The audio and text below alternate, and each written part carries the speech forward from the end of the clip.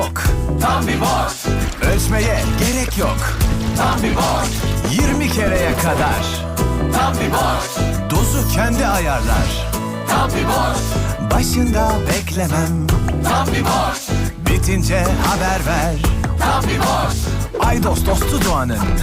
Tam bir boş. Tasarruf yapanların. Tam bir boş. Aydos çamaşır makineleri. Çamaşırın ağırlığı, türü ve kirlilik miktarı konusu onda. Tam gerektiği kadar deterjan ve suyu tasarruflu kullanmak da öyle. Tam bir boş.